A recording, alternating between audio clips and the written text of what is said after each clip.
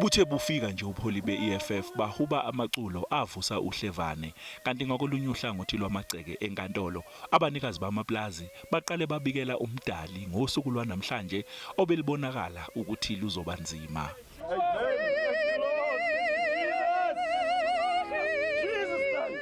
Omunye walabalimi obenengekile uphawulile ngokufika komholi we-EFF uJulius Malema kulendawo. Uthi bakhona abantu abamnyama babesekayo kulokhu wathi futhi akeneme ngokuba khona komholi we-EFF kulendawo.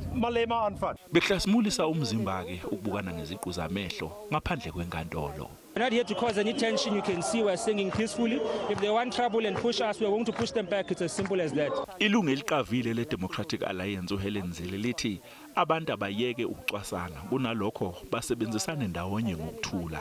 People who are calling for violence, people who are calling for killings, people who are calling for taking up arms will destroy much more than they realize in the heat of their rhetoric.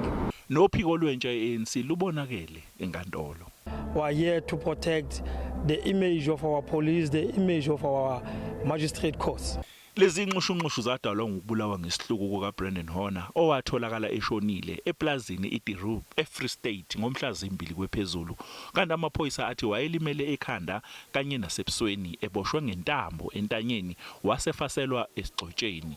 Kwatholakala ummese endaweni yesigameko kanti imoto yakhe yohlobo lweToyota Hilux yatholakala inamanembe egazi.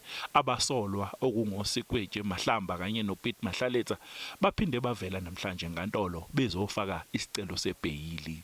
NginguCalvin Dludla wezindaba ze-SABC.